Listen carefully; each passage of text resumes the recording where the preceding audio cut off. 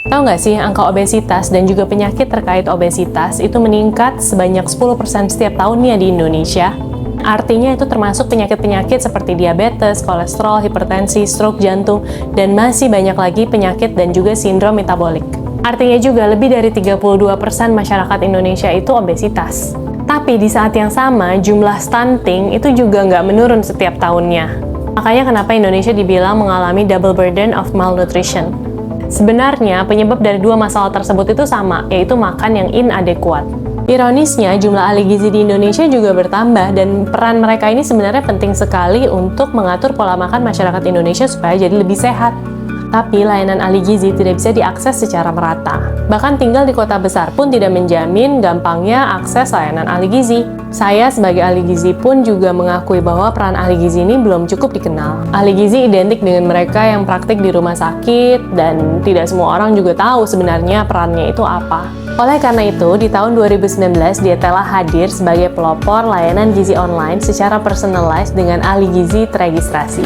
Mulai dari hanya beberapa ahli gizi saja, sekarang kita punya 50 lebih ahli gizi dan juga dietitian. Dari yang tadinya low-code solution, sekarang sudah disupport dengan teknologi yang lebih advance. Dan yang tadinya hanya melayani beberapa klien saja, sekarang sudah memiliki ribuan klien. Kita sebagai pendiri senang sekali kalau ada klien yang berhasil dietnya. Selain mencapai targetnya masing-masing, juga lebih produktif, dan kami juga percaya diet itu bisa mengubah hidup seseorang. Terbukti dari ribuan orang yang sudah berhasil menurunkan berat badannya secara sehat dengan Body Goals program. Dan gak sedikit juga yang sudah berhasil program hamilnya karena ikutan Body for Baby program. Dan yang paling spesial, ada klien kami yang ikutan program Clinic Care. Tadinya beliau mengalami komplikasi ginjal akibat diabetes dan harus cuci darah secara rutin.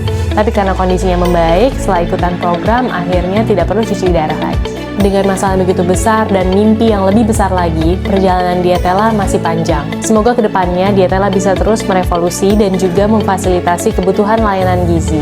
Dan yang paling penting, membuat masyarakat Indonesia makan lebih sehat secara berkepanjangan.